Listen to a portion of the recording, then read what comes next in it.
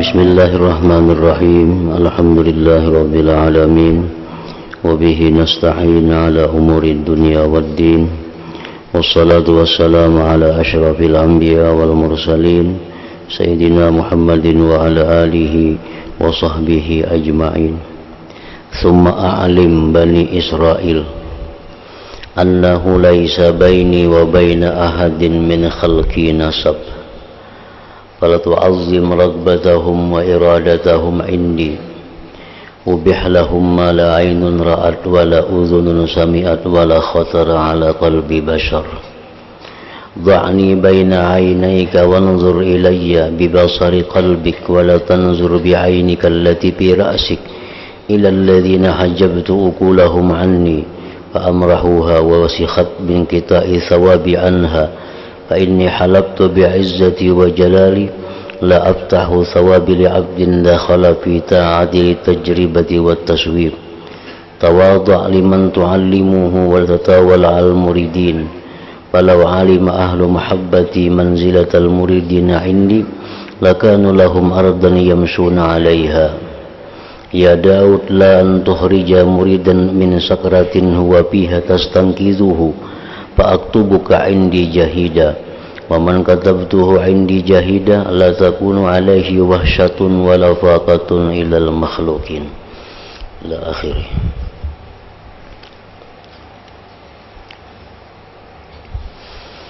Makna kalamul Imam Al-Ghazali rahimahullah wa nafa'ana bi ulumih. Kemudian beritahukanlah wahai Daud kepada orang Bani Israel bahwasanya tidak ada antaraku dan antara seseorang dari makhlukku nasab keturunan. Tidak ada antara seseorang makhluk keturunan Allah Ta'ala. Karena sudah jelas Allah berfirman lam yalid wa lam yulad. Allah itu tidak melahirkan dan Allah tidak dilahirkan. Jadi kadada keturunan Allah Ta'ala. Maka besarkanlah kesenangan mereka, keinginan mereka dan kehendak mereka kepadaku. Maka besarkanlah wahai Daud keinginan mereka itu kepada Allah dan kehendak mereka kepada Allah. Artinya Nabi Daud disuruh Allah memberikan semangat kepada orang-orang Banu Israel agar mereka itu ingin kepada Allah, agar mereka itu berkehendak kepada Allah. Dengan apa cara menggemarkannya itu? Dengan menyebutkan keindahan-keindahan Allah.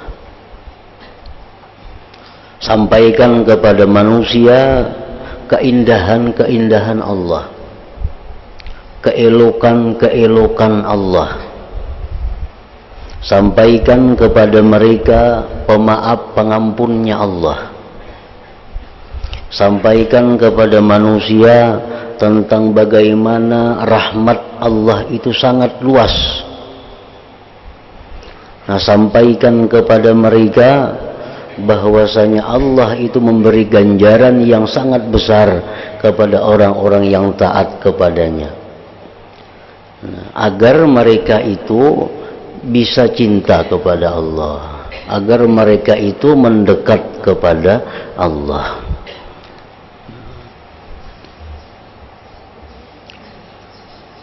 Nah, jadi kita kisahkan kepada umat, kepada manusia, bahwa orang yang berbuat kejahatan itu hanya dibalas dengan satu dosa. Itu pun Allah memberikan tempo kepada manusia itu selama 6 jam. Nah, orang yang berbuat maksiat itu diberi tempo 6 jam. Kada ditulis dahulu sebagai dosa. Bila 6 jam itu belum jual lagi tobat, nah hanya dicatat satu dosa. Nah, ini rahmat Allah.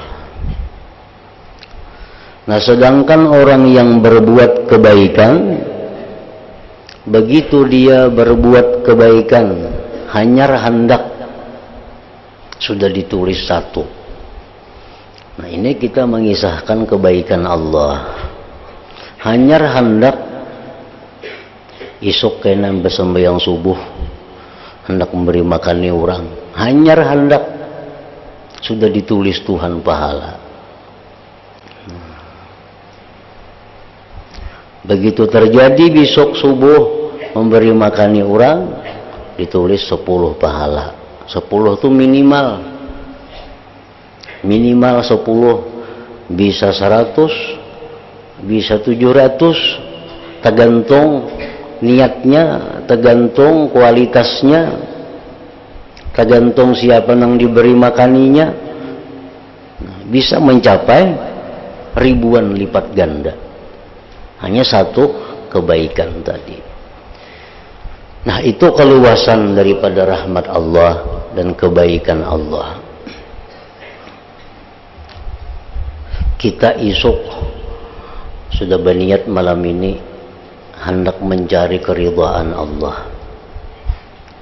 Nah, belum lagi kita mencari keridhaan Allah, hanya berniat sudah diridai Allah. Sudah diridai Allah. Esokin aku sembahyang subuh, hendak begawi, hendak bekerja, hendak beramal mencari keridhaan Allah. Esok malam ini inya sudah diridai Allah. Nah, malam ini sudah diridai Allah. Itu kebaikan Allah. Nah, keluasan rahmat Allah lagi yang membuat kita ingin dekat kepada Allah. Kita umpamanya memberi sesuatu kepada si A. Kita memberi sesuatu kepada A. Kita dapat 10. Tuh, dapat 10. Lalu si A ini diberiakannya pulang lawan si B. Diberiakannya lawan si B. Si A dapat 10. Kita bang, kita dapat 100. Nah, kita dapat 100. Kita memberi duit misalnya, mesti duit 10.000, kita beriakan lawan si A. Kita dapat 10. Duit 10.000 ini diberiakan A lawan si B. A dapat 10. Kita 100. Kita 100 dapat pahalanya. Nah, si B ini pulang diberiakannya duit 10.000 di lawan C. B dapat 10. Si A dapat 100. Kita yang pertama itu dapat 1.000. Dapat 1.000 pahalanya. Si C ini pulang memberiakan lawan si D. C dapat 10. B dapat 100. A dapat 1.000. Kita yang pertama dapat 10.000. Nah, itu keluasan rahmat Allah. Jadi jangan kecewa kita nang kita beriakan tuh diberiakan orang, jangan kecewa, justru bersyukur, pahalanya bertambah. Nah, kita memberi kupiah lawan orang, memberi pakaian lawan orang, kita beri pakaian lawan si A. Si A beriakan lawan si B. Nah, A dapat pahala 10. Kita dapat berapa? 100. Dapat 100. Terus makin banyak silsilahnya, yang pertama ini makin terkumpul pahalanya di yang pertama ini. Karena yang pertama ini yang penyebabnya, pertama ini adalah sebabul a'zam, sebab yang paling besar.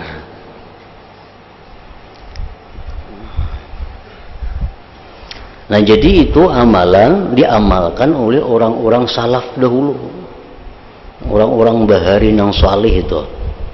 Ini bakal kawanan orang salih mbak 4 misal kawan, mbak 4. Lalu jarna sekong ini, aku ada hendak memberi isi pulan itu duit nah. Cuma aku hendak ganal pahalanya. Ikam pun dapat pahala, aku lah juga. Nah, aku memberiakan lawan ikam A. A beriakan lawan B gina, B beriakan pulang lawan C unjuk lawan D yang maksud tuh orangnya. Nah, sepakat inya nih. Nah, jadi 20.000 kau unjuk lawan si A dapat 10, diunjuk A lawan B dapat 100, diunjuk B lawan C dapat 1000, unjuk C lawan D dapat 10.000 pahalanya. Amun kita langsung mengunjuk lawan D 10 aja dapat pahalanya. Nah, itu kebaikan Allah juga, rahmat Allah juga. Jadi banyak jalan-jalan pahala, banyak jalan-jalan kebaikan yang diberikan Allah kepada kita. Maka besarkanlah hai Daud kesenangan mereka, keinginan mereka dan kehendak mereka kepadaku. Cari jalan, cari usaha kayak apa supaya manusia ini hendak lawan Tuhan tuh berparak. Nah, kayak apa caranya? Cari usaha, cari jalan supaya manusia hendak dekat lawan Allah. Beritahukanlah kepada mereka itu kabar gembira, sesuatu yang tidak pernah dilihat oleh mata, tidak pernah didengar oleh telinga, dan tidak terlintas dalam hati manusia.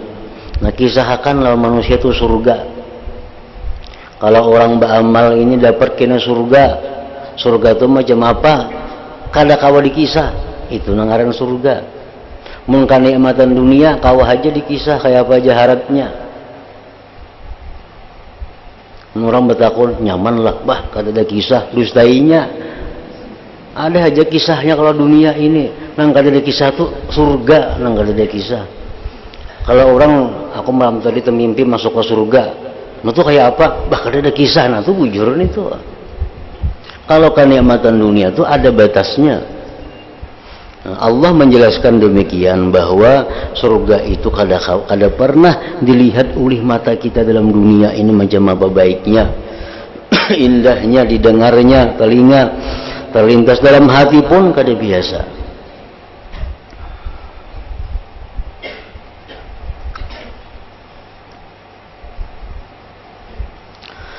Letakkanlah aku, ujar Tuhan nih kepada Nabi Daud, letakkanlah aku di antara dua matamu, pandanglah kepadaku dengan penglihatan hatimu, dan janganlah kamu memandang dengan kedua matamu yang berada di mukamu kepada mereka yang terdinding akalnya daripada aku. Allah menyuruh kita bahwa kalau kita melihat orang-orang yang maksiat, melihat orang-orang yang terdinding akal, ya, barunya melakukan maksiat. Nah, Allah menyuruh kalau engkau melihat orang maksiat itu, jangan hanya dengan mata kepala, jangan hanya dengan mata kepala. Tetapi pandanglah Allah dengan mata hatimu. Sehingga apa?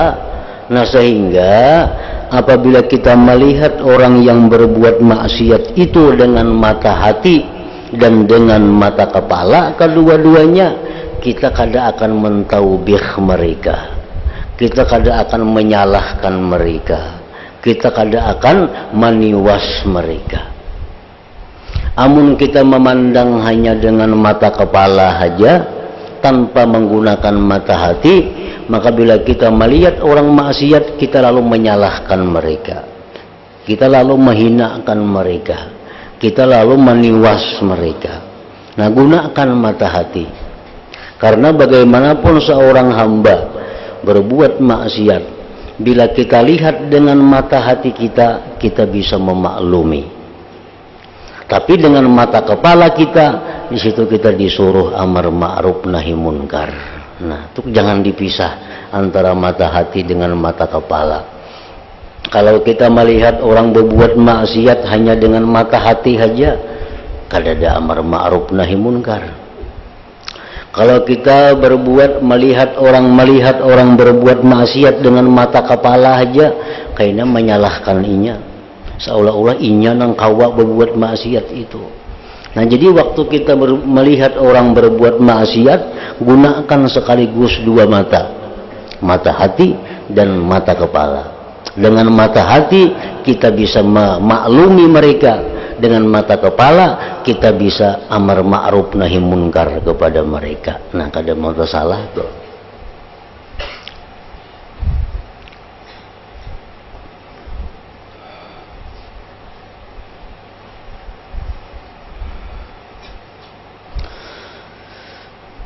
Maka mereka, orang-orang yang terdinding akalnya tadi, membiarkan akalnya menjadi kotor dengan terputusnya pahalaku daripadanya.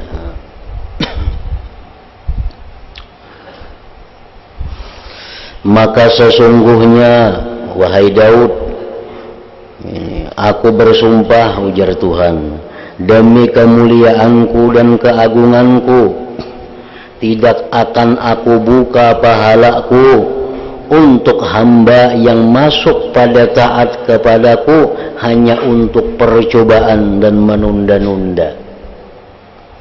Kalau kita mencoba satu ibadah, itu kan diberi Tuhan pahala.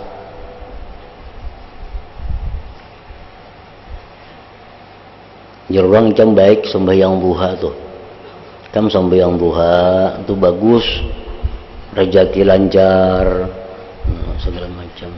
Kalau kena jadi kita nih, esok kena kau coba ya sembahyang duha. Nah, dicoba-coba, kada kawa Allah kada katuju ibadah tu dicoba-coba, kada diberi Tuhan pahala. Yang baca cobaan gawi. Jarang nih ada amalan nah salawat baca 1000 sehari, belecam amalakan ini seminggu aja kempunahan hutang. Nah, kalau kita kena coba ya kena. Nah, kada kalau dicobai kada jadi berhasil, Allah kada mengabulkan, Allah kada memberi pahala. Bila ibadah itu dicoba itu sesuatu yang belum tentu baik buruknya, itu cobai. Kalau ibadah ini kada tentu pasti sudah baiknya.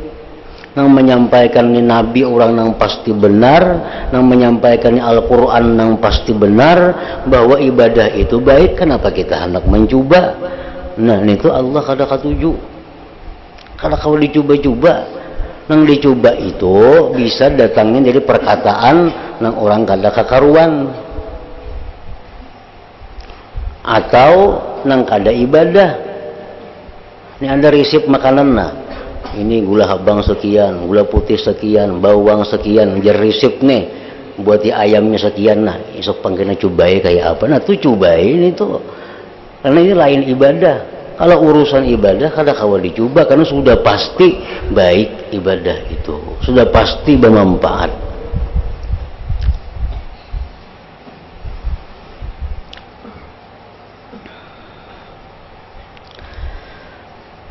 Rendahkan bacaannya, rendahkanlah dirimu, rendahkanlah dirimu kepada orang yang ia belajar kepadamu. Itu bacaannya. Rendahkanlah dirimu wahai Daud kepada orang yang ia belajar kepadamu. orang-orang yang belajar ilmu kepadamu, bersikaplah engkau tawadhu kepada mereka. Bersikap tawadhu. Jangan merasa pintar pada mereka, jangan merasa lebih mulia dari mereka, jangan. Dan jangan bacaannya, dan jangan melampau batas kepada para murid. Jangan menganiaya mereka, maksudnya jangan menzalimi kepada mereka.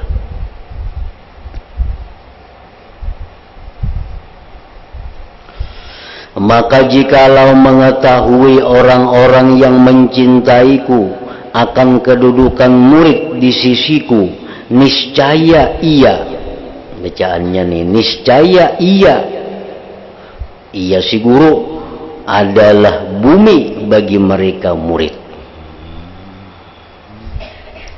yang mana mereka murid berjalan di atasnya.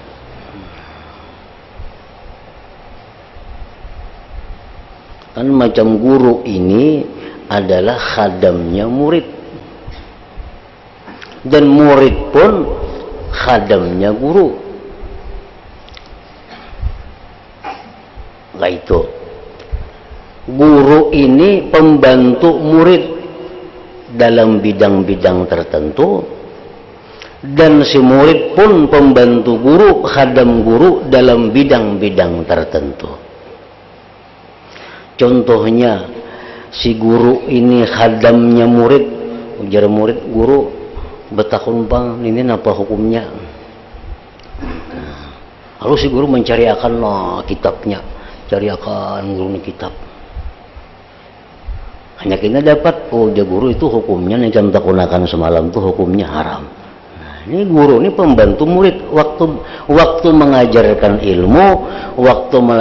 ilmu, si guru ini adalah khadamnya si murid. Jadi murid, guru ulangi apa lagi sekali, nah kada mengerti, nah mau ulangi itu guru, maka lagi sekali guru, nah kada paham kami, nah mau guru itu, karena dalam hal pelajaran ini guru itu adalah khadamnya murid.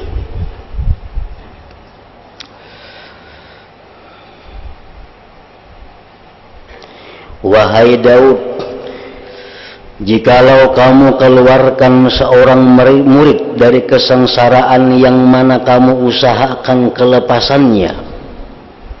Ini murid nih, sengsara, kenapa kada paham? Nah, si guru nah. Kayak ini paham lah ikam. Kada paham lagi nah. Nah, aku mulakan contoh ya guru nah. Kayak ini. Mengerti lah ikam. Kada paham juga. Nah, contoh kayak ini pang ya guru. Kayak ini. Nah, hanya mengerti. Beberapa kali contoh hanya mengerti. Nah, maka ujar Tuhan, aku tulis kamu wahai Daud di sisiku sebagai seorang yang berjihad. Dan barang siapa yang aku tulis pada sisiku sebagai orang yang berjihad, niscaya tidak ada atasnya liar dan berhajat kepada makhluk.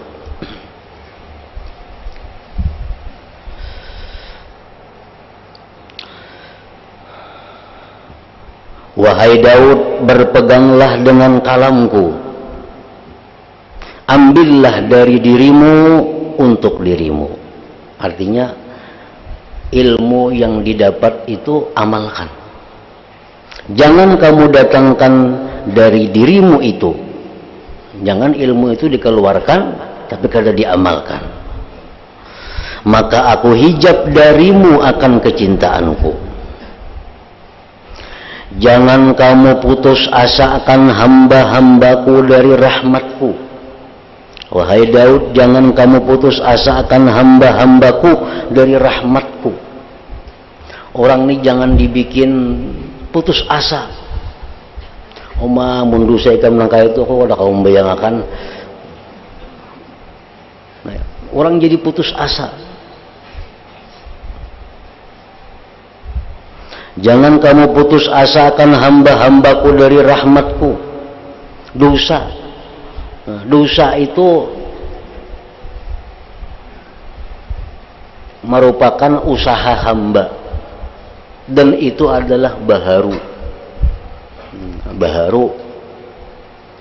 Sedangkan ampunan Allah itu sifat Allah yang kadim.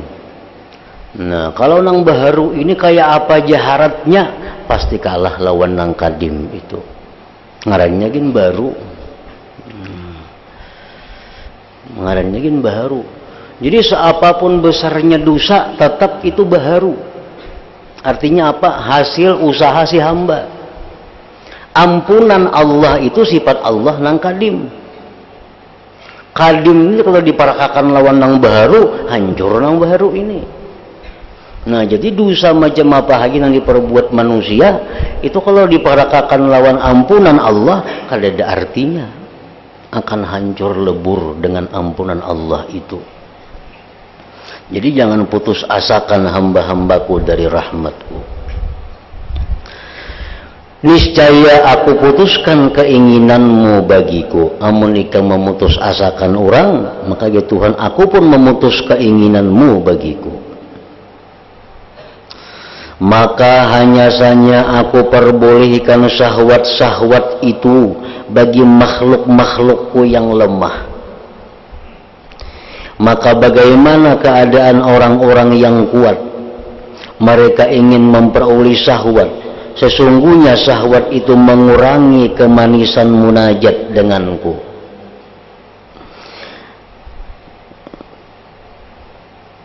Nabi-nabi, kita bandingkan contoh nabi-nabi.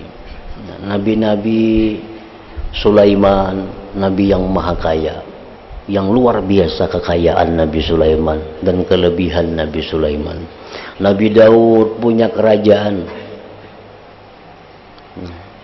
Dibandingkan dengan nabi kita, nabi kita kada punya apa-apa. Padahal kedudukan, tingkatan jauh di atas nabi kita. Nah, karena Allah itu memberikan hal-hal yang sifatnya syahwat itu kepada orang-orang yang dianggap Tuhan masih rendah. Sedangkan orang-orang yang sudah tingkatan seperti nabi kita, tingkatan yang tinggi itu, dia kada peduli dengan syahwat-syahwat itu, karena itu mengurangi akan manisnya munajat kepada Allah.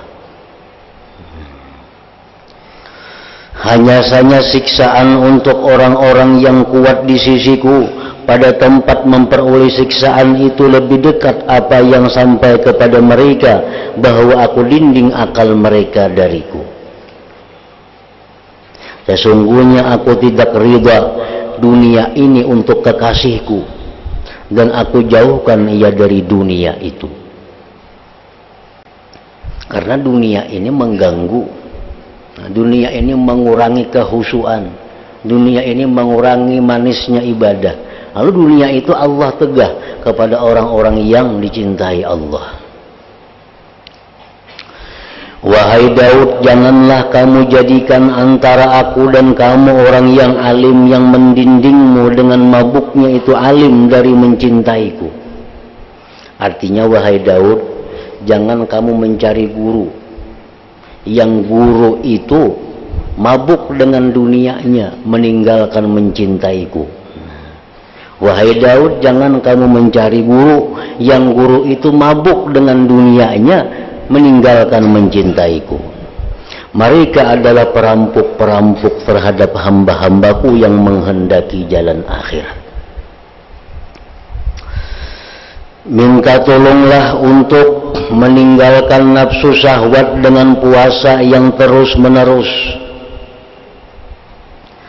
Takutlah dari coba-coba untuk tidak berpuasa, berbuka. Sesungguhnya kecintaanku terhadap puasa adalah terus-menerus, ujar Tuhan. Wahai Daud, cintailah aku dengan melawan nafsumu. Cegahlah ia dari segala keinginannya.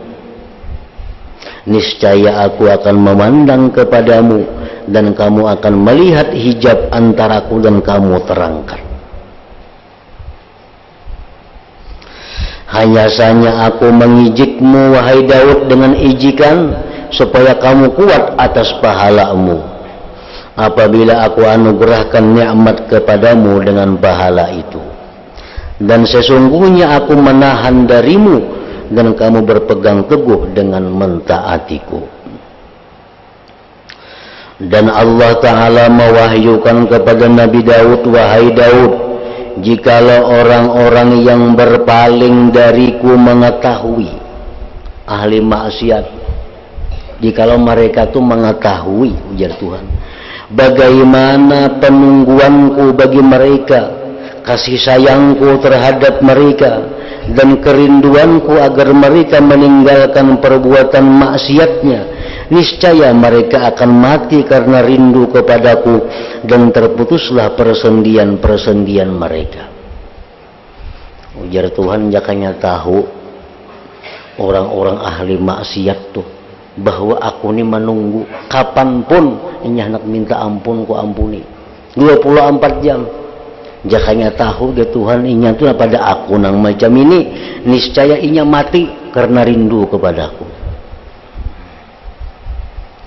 Kada mahadang jam berapa, orang ahli maksiat selalu ditunggu oleh Allah, selalu dinanti oleh Allah untuk kembali kepada Allah. Dan Allah itu paling bangga, Allah itu paling suka kalau kita ini kembali kepada Allah. Kita ini maksiat lawan Tuhan, satu saat kita kembali kepada Allah. Ya Allah, ampuni aku. Ya Allah, sayangi aku. Ya Allah, aku ini banyak dosa. Nah, Tuhan tuh bakiawan lawan malaikat. Dalam sebuah hadis disebutkan, Allah bakiawan malaikat. Nah, ke Tuhan tuh lihat hambaku, lihat manusia tuh, nah ini selama ini maksiat, akhirnya bebulik jiwan aku. Nah, Tuhan bangga dengan demikian itu.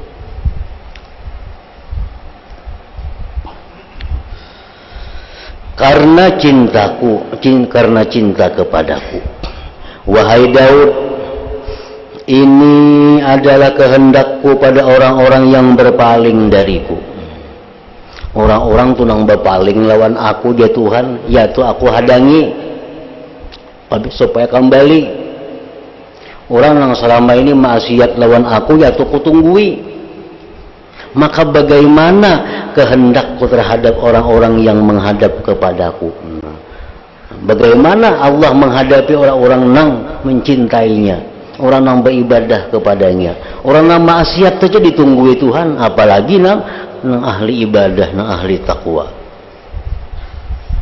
Wahai Daud, hamba yang paling berhajat kepadaku adalah apabila ia merasa kaya, tidak berhajat daripada aku. Artinya, hamba yang paling berhajat kepadaku ialah tatkala ia merasa tidak berhajat kepadaku. Hamba yang paling berhajat kepada Allah adalah hamba yang merasa dirinya kada perlu kepada Allah. Ini orang sebenarnya sangat berhajat kepada Allah. Hamba yang paling berhajat kepada Allah adalah hamba yang merasa kaya daripada Allah. Yang paling kasih sayang adalah aku dengan hambaku apabila ia berpaling dariku. Artinya hamba yang paling kasihan itu ya Tuhan, hamba yang berpaling daripadaku. Maras kasihan hamba yang berpaling lawan Tuhan itu.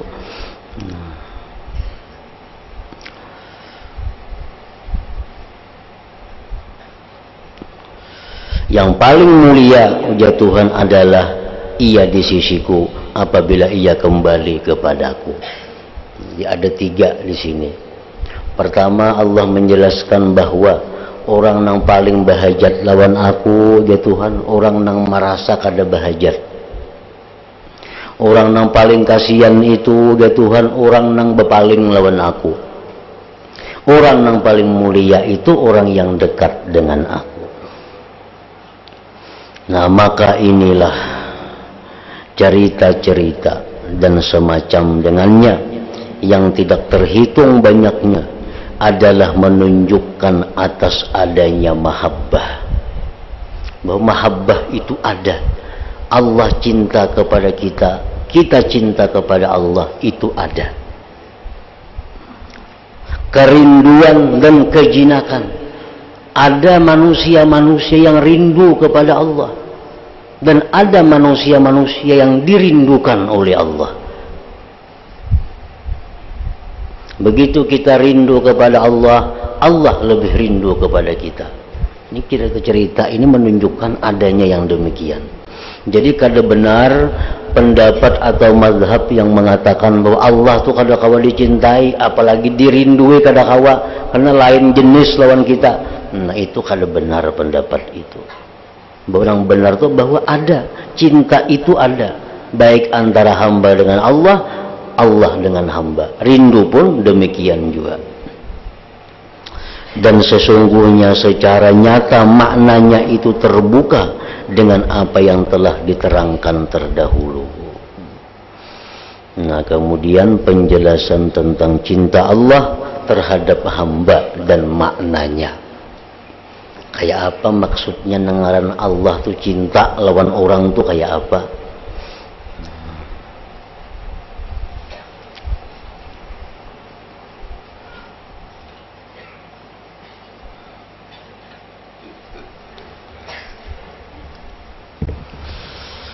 أفضل الذكر فاعلم أنه لا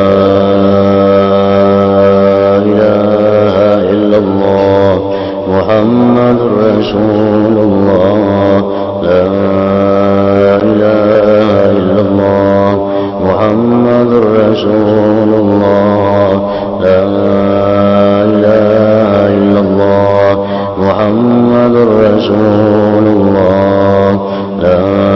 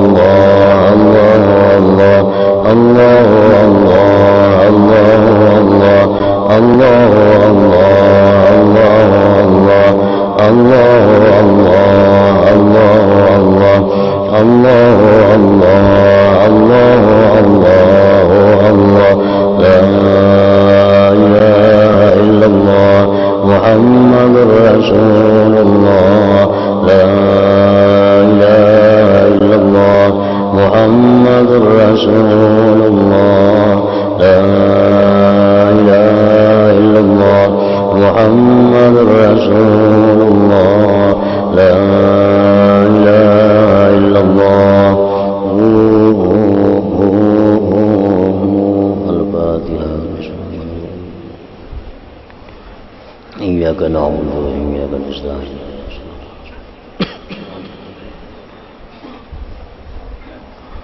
فيا أيها الراجون منه شفاعة صلوا عليه وسلموا تسليما اللهم صل وسلم